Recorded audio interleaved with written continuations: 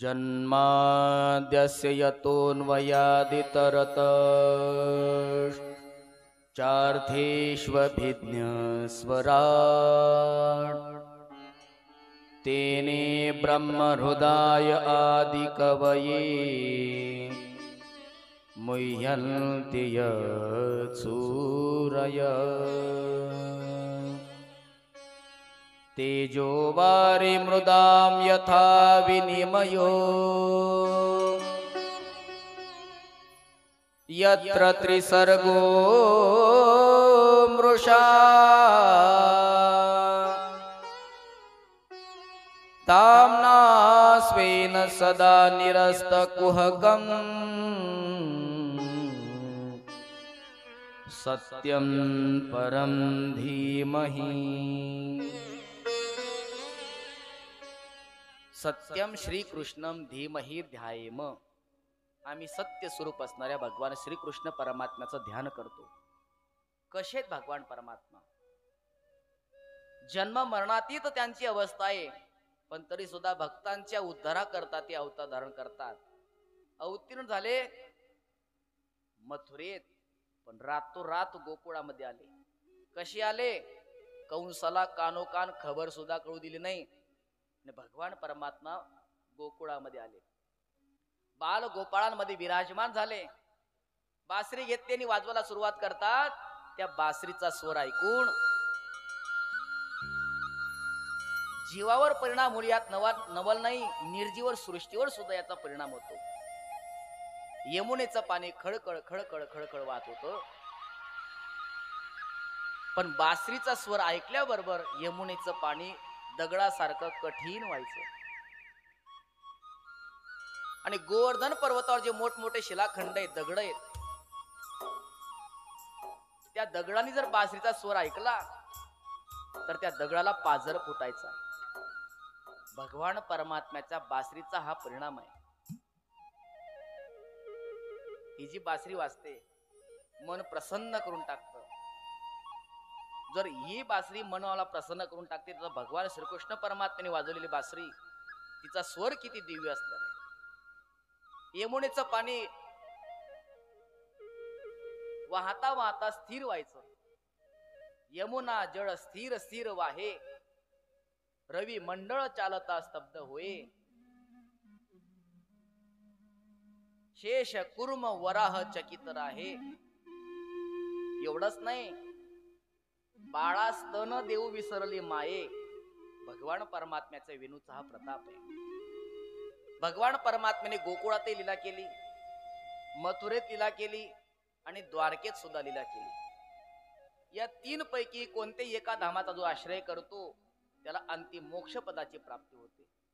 अशा सत्य स्वरूप असणाऱ्या भगवान श्रीकृष्ण परमात्म्याचा आम्ही ध्यान करतो। दुसऱ्या श्लोकामध्ये अनुबंध चतुष्टय सांगितला। अधिकारी, विषय, प्रयोजन आणि संबंध याला अनुबंध चतुष्टय असं म्हणतात। ग्रंथ श्रवणाचा अधिकारी कोण आहे, विषय काय आहे, संबंध काय, आणि आम्ही 7 दिवस जर कथा श्रवण केली तर आम्हाला फलप्राप्ती काय मिळणार, याला अनुबंध चतुष्टय म्हणतात।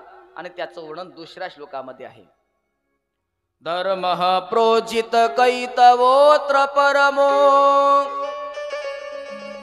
निर्मत्सराणां सतां वेद्यं वास्तवमत्र वस्तु शिवदम् तापत्रयोन्मूलनम्। श्रीमद्भागवते महामुनिकृते किं वा परैरीश्वर सद्योरुद्यवरुध्यतेऽत्र कृतिभिः शुश्रूषुभिस्तत्क्षणात्। भगवान परमात्म्याची प्राप्ती करून घेणं हे आपलं परम ध्येय आहे आणि तेच भगवान परमात्म्याच्या भागवत कथेचा विषय आहे। भागवताचा अधिकारी कोण आहे? निर्मत्सराणाम सताम, ज्याच्या आतला मच्छर निघून गेलाय तो भागवत श्रवणाचा अधिकारी आहे। आता कोणी म्हणेल महाराज आत पण मच्छर आहे का? हो आहे। जे बाहेरून मच्छर चावतात ना त्यांनी चावणं याच्या करता बाजारामध्ये अनेक साधनं उपलब्ध आहेत। कछवा जलाव, 6 बजे फास्ट कार्ड जलाव, 6 बजे मच्छर मार गिराव, ऑल आउट. नाहीतर मग एकदा मच्छरदारीमध्ये प्रवेश केला किती का मच्छर असे एक त्रास देत. म्हणजे बाहेरून चावणारे जे मच्छर आहेत त्यांनी त्रास देऊ नये याच्या करता बाजारामध्ये अनेक साधनं उपलब्ध आहेत. पण हा जो आतून चावणारा आहे ना, हा महाभयंकर आहे. थोडासा फरक आहे. जे बाहेरून चावतात त्यांना मच्छर म्हणतात आणि जो आतून चावतो ना त्याला मत्सर म्हणतात. कशाला म्हणतात मत्सर?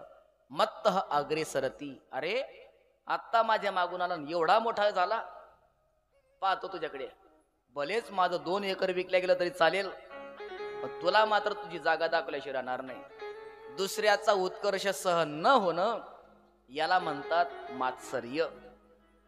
दुसऱ्याची प्रगती होत असताना जर एखाद्याच्या अंतःकरणामध्ये ईर्ष्या निर्माण होत असेल तर समजून घ्यावं तो जिवंत मध्ये आहे. पूर्ण फल प्राप्त करू देणार नाही तो. पण दुसऱ्याची भरभराटी प्रगती होत असताना अंतःकरणामध्ये आनंद वाटत असेल, वा भगवान परमात्मा याच्यावर केवढी कृपा करतोय, एवढी कृपा भगवंताने सर्वांवर करावी.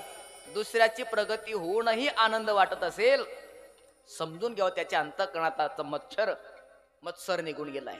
आणि ज्याच्या अंतःकरणाचा मत्सर निघून गेला, निर्मत्सर अंतःकरण आहे, तो या भागवत श्रवणाचा अधिकारी आहे. म्हणजे महाराज भागवत श्रवण केलं आम्ही तर फल काय प्राप्त होणार? तर वास्तवम जगत, वास्तवी माया, वास्तव जीव यांचं वास्तविक स्वरूप तुम्हाला कळणार. पुढे काय होणार? शिवदम, तुमचं कल्याण होणार. अहो कल्याण होईल तेव्हा होईल. दैहिक, दैविक आणि भौतिक तिन्ही प्रकारचे ताप नष्ट होतील. म्हणून भागवत कथा श्रवण करण्याकरता जायचंय असं नुसतं मनात जरी आलं तरी भगवान परमात्मा त्याच्या अंतःकरणामध्ये अवरुद्ध होतो. अवरुद्ध होणं वेगळं आणि विराजमान होणं वेगळं बरं का. जेलमध्ये कैदीही असतात आणि जेलरही असतो, पण दोघांना सारखा अधिकार आहे का? जे कैदी आहेत त्यांना जोपर्यंत शिक्षा पूर्ण होत नाही तोपर्यंत बाहेर जाता येत नाही. पण जो जेलर आहे मनाला वाटेल तेव्हा आत जाऊ शकतो, मनाला वाटेल तेव्हा बाहेर येऊ शकतो. जेलर हा विराजमान आहे, परंतु कैदी हे अवरुद्ध आहेत.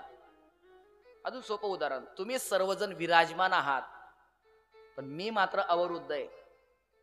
तुम्ही विराजमान आहात, तुम्हाला जर वाटलं बसून बसून कंटाळा यायला लागला, भजन सुरू झालं, तुम्ही उभं राहू शकतात, पाय मोकळे करू शकतात. पण मी म्हणू शकत नाही असं. मला जोपर्यंत आरती होत नाही तोपर्यंत इथून उठण्याची उतरण्याची आज्ञा नाहीये. फारच बोर व्हायला लागला, तुम्ही एक चक्कर मारून येऊ शकता, पण मी असं म्हणू शकत नाही भजन करा तोपर्यंत एक चक्कर मारून येतो, असं म्हणू शकत नाही. कारण मी अवरुद्ध आहे आणि तुम्ही विराजमान आहात. भगवान परमात्मा त्याच्या हृदयामध्ये विराजमान नाही, अवरुद्ध होतो. कोणाच्या? ज्याच्या अंतःकरणात आज कथा ऐकण्याला जायचंय अशी इच्छा निर्माण झाली. अजून कथेला आले नाहीयेत, पण नुसती इच्छा निर्माण झाली तरी सुद्धा भगवान परमात्मा अवरुद्ध होतो. असा या भागवताचा महाप्रताप आहे. बोल भागवत महापुराण की जय. नेमकं भागवत काय हो त्याचं वर्णन 3ऱ्या श्लोकामध्ये. निगम कल्पतरोर्गलितं फलं शुकमुखादमृत द्रव संयुतं पिबत भागवतं रसमालयम् मुहुरहो रसिका भुवि भावुका नितराम गमयती बोधयती स निगमो वेदः. आगम म्हणजे शास्त्र आणि निगम म्हणजे वेद. वेद उंच असा वृक्ष आहे आणि त्या वेद वृक्षाला परिपक्व असणारं फळ म्हणजे भागवताचं आहे. हे भागवत आहे. वेदाचं परिपक्व झालेलं फळ आणि गलित म्हटलंय खाली गळून पडलेलं फळ म्हणजे भागवत आहे. महाराज जर खाली गळून पडलंय तर फुटलं असेल. व्याजी म्हणतात नाही नाही जसंच्या तसं आहे. म्हणजे असं कसं काय? अहो त्या वरच्या फांदीवरून जर धप्पदिशी खाली पडलं असेल तर फुटलं असेल ना. व्याजी म्हणतात ते धप्पदिशी पडलेलं नाहीये. मग फांदीवरून हळूच ते खाली आलंय. सर्वप्रथम नारायण रूपी फांदीवरून ते पडलं. ब्रह्मदेव फांदीवर अडकलं. ब्रह्मदेव फांदीवरून पडलं तर नारद फांदीवर अडकलं. नारद फांदीवरून व्यास फांदीवर, व्यास फांदीवरून शुकदेव फांदीवर, शुकदेव फांदीवरून परीक्षित राजाच्या माध्यमातून तुमच्या आमच्या सर्वांपर्यंत ते पोहोचलं.